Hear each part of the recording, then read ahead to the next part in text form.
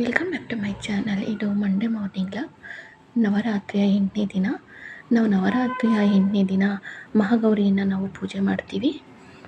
ದೇವಿ ಧರಿಸಿರುವಂಥ ವಸ್ತ್ರ ಹಾಲು ಹೀಗಿರುತ್ತೆ, ಬಿಳುಪಾಗಿ, ಅಷ್ಟು ಪವಿತ್ರವಾಗಿ, ಅಷ್ಟು ಬಿಳುಪಾಗಿ ಇರುತ್ತೆ. ಮಹಾದೇವನನ್ನು ಬಿಟ್ಟರೆ ಯಾರೂ ನನ್ನ ಮದುವೆನೇ ಆಗಲ್ಲ ಅಂತ ಹೇಳ್ಬಿಟ್ಟು ಎಷ್ಟೋ ವರ್ಷಗಳ ಕಾಲ ತಪಸ್ಸು ಮಾಡ್ತಾರೆ.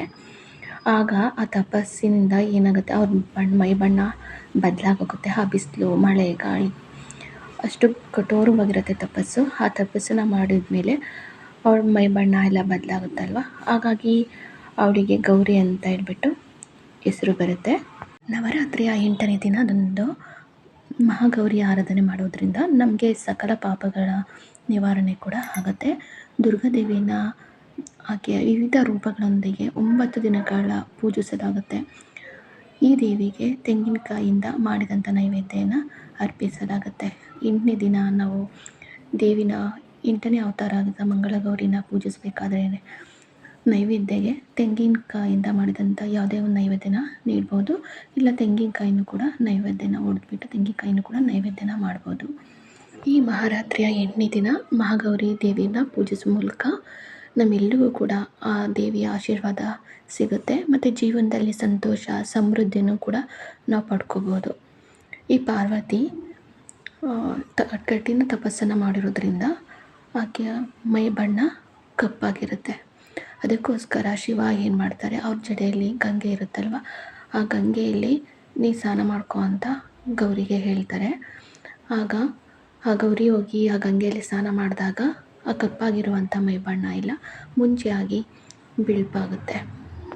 ದೇವಿಯು ನವದುರ್ಗೆಯರಲ್ಲಿ ಅತ್ಯಂತ ಶಾಂತ ಮತ್ತು ಸೌಮ್ಯ ಸ್ವಭಾವದವಳಾಗಿರ್ತಾಳೆ.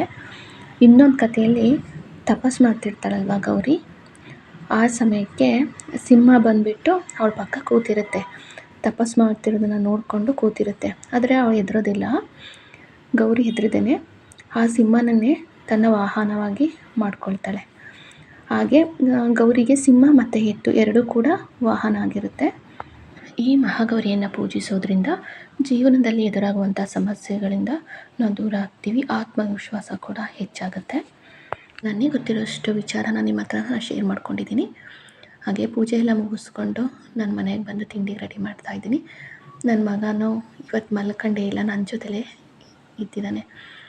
3:30ಗೆ ಎಬ್ಬಿಸಿದೆ ನನ್ನ ಮಗನೂ ಪೂಜೆ ಕರ್ಕೊಂಡು ಹೋಗೋಣ ಅಂತ. ಒಂದು ಸ್ವಲ್ಪ ನೋಡಲ್ಲ, ಖುಷಿಯಾಗಿ ಎದ್ಬಿಟ್ಟು ಬರ್ತಾನೆ. ಇದು ಪೂಜೆ ಮುಗಿಸ್ಕೊಂಬಂದ್ಮೇಲೆ ನಿನ್ನೆ ಮಲಗಿಸಿದ್ದೆ, ಆದರೆ ಇವತ್ತು ಕಳಿಸಿದ್ರೆ ಮಲ್ಕೊಂಡಲೇ ಇಲ್ಲ. ನಾನು ತಿಂಡಿ ಮಾಡೋದಕ್ಕೆ ಹೆಲ್ಪ್ ಮಾಡ್ತೀನಿ ಮಮ್ಮಿ ಅಂತ ಬಂದು ಅಡುಗೆ ಮನೇಲಿ ಕೂತ್ಕೊಂಡು ನನಗೆ ತಲೆ ತಿಂತಿದ್ದಾನೆ. ಅದು ಇದು ಮಾತಾಡ್ಕೊಂತ ತಿಂಡಿ ರೆಡಿ ಆಯಿತು. ತಿಂಡಿ ಅವನಿಗೆ ತಿನ್ನಿಸ್ಕೊಂಡು ನಾವು ಇವತ್ತು ಸ್ವಲ್ಪ ಟೌನಿಗೆ ಹೋಗೋಣ, ಶಾಪಿಂಗ್ ಮಾಡೋಣ ಅಂದ್ಕೊಂಡಿದ್ವಿ. ಹಾಗೆ ಬೇಗ ನಮ್ಮ ಮಗನಿಗೂ ತಿಂಡಿ ತಿನ್ನಿಸ್ಕೊಂಡು ರೆಡಿ ಮಾಡ್ಕೊಂಡು ಕರ್ಕೊಂಡು ಹೋಗೋಣ ಅಂತ ತಿಂಡಿ ತಿನ್ನಿಸ್ತಾ ಇದ್ದೀನಿ. ನಮ್ಮ ಚಿತ್ರದುರ್ಗದಲ್ಲಿ ಆನೆಬಾಗ್ಲ ಹತ್ರ ಸರ್ಕಲಲ್ಲಿ ಆನೆಬಾಗ್ಲು ಬರುತ್ತೆ, ಅಲ್ಲಿ ದುರ್ಗಾದೇವಿನ ಕೂರಿಸಿದ್ದಾರೆ. ನಾನು ಮೊನ್ನೆ ಟೌನಾಗೆ ಹೋದಾಗ ನೋಡಿದೆ, ಡೆಕೋರೇಷನ್ ಒಳ್ಳೆ ಎಷ್ಟು ಚೆನ್ನಾಗಿ ಡಿಸೈನ್ ಮಾಡಿದ್ದಾರೆ ಗೊತ್ತಾ.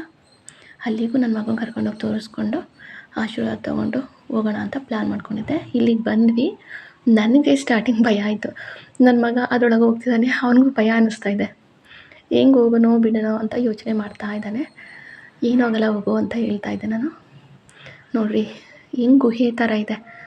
ನನಗೂ ನನ್ನ ಮಗು ಹೇಳೋದಲ್ಲ, ನನಗೆ ಭಯ ಅನ್ನಿಸ್ತು. ಸ್ಟಾರ್ಟಿಂಗ್ ಎಲ್ಲೋ ಬಂದಿರೋ ಥರ ಫೀಲ್ ಆಯಿತು. ಸ್ವಲ್ಪ ಭಯ ಅನ್ನಿಸ್ತಾ ಇತ್ತು, ಆ ಲೈಟಿಂಗ್ಸು ಅದು ಎಲ್ಲ. ಆಮೇಲೆ ಒಳಗೆ ಹೋದ್ವಿ, ಅಲ್ಲೂ ಸ್ವಲ್ಪ ಭಯ ಅನ್ನಿಸ್ತು ನನಗೆ. ಅಲ್ಲಿ ಯಾವ ಥರ ಡಿಸೈನ್ ಮಾಡಿಬಿಟ್ಟಿದ್ದಾರೆ, ಅದನ್ನು ನೋಡಿನೇ ಭಯ ಪಟ್ಬಿಟ್ಟೆ ನಾನು. ನೆಕ್ಸ್ಟು ಒಳಗೆ ಬಂದ್ವಿ. ಒಂದು 2-3 ಜನ ಇದ್ದರು.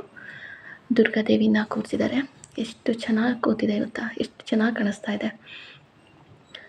ಅಲ್ಲಿ ನಮಸ್ಕಾರ ಮಾಡಿ ಹೊರಟ್ವಿ. ಎಷ್ಟು ಚೆನ್ನಾಗಿ ಕಾಣಿಸ್ತಾ ಇದೆ. ಇದು ಫಸ್ಟ್ ಟೈಮ್ ನಾನಿಲ್ಲಿ ಬಂದಿದ್ದು. ಚೆನ್ನಾಗಿತ್ತು. ಹಾಗೆ ನನ್ನ ಮಗನಿಗೂ ತೋರಿಸ್ಕೊಂಡು ನಾನು ನನ್ನ ಮಗ ಇಬ್ಬರು ನೋಡಿಕೊಂಡು ಬಂದ್ವಿ.